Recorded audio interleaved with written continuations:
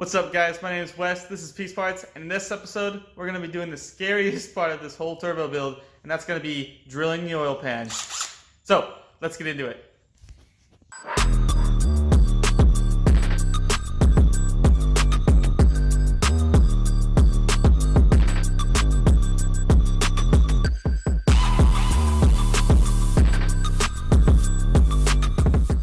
Alright, the next thing I'm going to do is the scariest part of this entire installation, and that's going to be drilling a hole in my oil pan right here for the oil return line.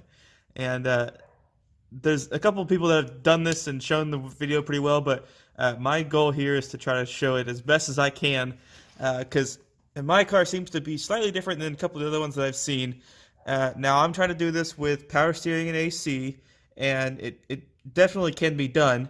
The problem that I am running into right away is that my AC line here seems to be a little bit lower than a couple other ones that I've seen. And so let me just kind of show you what I'm talking about here. If I try to get my drill in there, I can't quite get my drill up there because it's hitting the line. Now, I pulled my power steering boot, the inner tie rod's boot off here, and to kind of help give me a little more clearance. But the other thing I'm going to do is take this power steering line here, and there's a little bracket that bolts it to the subframe, loosen that up and try to see if I can rotate this out of the way. And then I'm also just going to try to see if I can bend the hard line out of the way a little bit, and if not, I'm just going to see how close I can get by bending the soft line up out of the way. Both of them are kind of in the way, so if I can get two of them up out of the way as best as I can, then I'll have a straighter shot to the oil pan and it should go a heck of a lot better. So that's what we're going to be working on right now. Alright, so I'm going to start off here by making a center punch. So I'm just going to use a pick that I have, since the oil pan is pretty soft aluminum. Give it a couple little taps to give me a nice starting point. There's no exact spot to go here. You just kind of want to go in between those two ribs there and up high enough. And so then I'm going to start off with a 5/16 bit to get my pilot hole.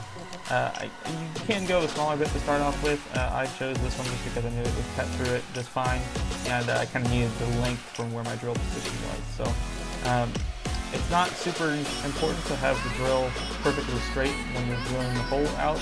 You do want it to be straight when you tap it, but drilling it can be a little bit crooked like this. And from what I can tell, that's about the only way I can get it. That's about as high as I can go. So basically, I'm just drilling through a little bit, taking it out and cleaning it up. I've got grease on the threads there to catch some of the shavings, and then you can also see that I've got tape wrapped around there about a ½ inch down to the end, so that I don't go through and burst straight into the oil pickup tube. It should not be good. So that's why I have the tape there, and then I also have it on the bigger bit when we get to that. Alright, so I got my pilot hole drilled there. We're all the way through. Now the next thing to do is to get the 37/64 bit and drill the final sized hole. Okay, so now I'm going to be drilling the final sized hole, which is a 37/64 bit, because I'm going to be using a 3/8 NPT threaded bung to go in the pan. So 37/64 is the correct hole size to go for that.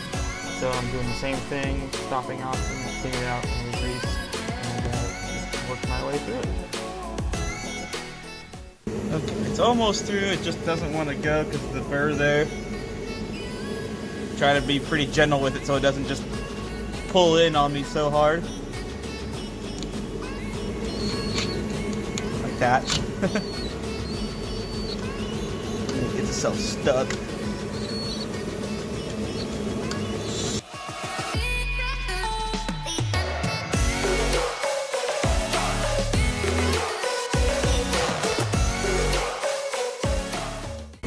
Drilled. Whew. Now we just gotta tap it. Hopefully it should be a little easier.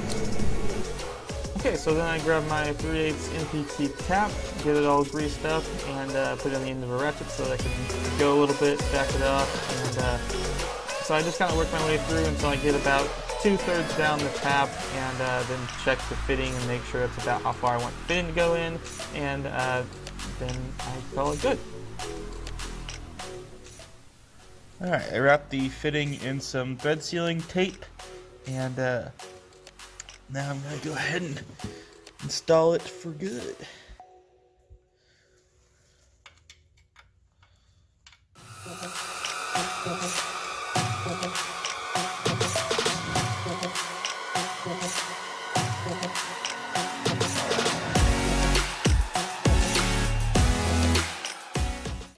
Say that's good. Got it nice and tight there. Probably could go tighter with it, but I think it should be fine. If I have any oil leaks, I can definitely check it and make sure. Now the next thing to do is drain out the oil to try to get any of the metal shavings that would have fallen into the oil there. And I think what I'm going to do, since my car has been kind of elevated like this for a little while, I think what I'll probably do is hook up the line and try to flush some old oil through this line to go straight out to the drain port. And hopefully that should catch any of the shavings that are sitting right below here. So that's what I'm going to do.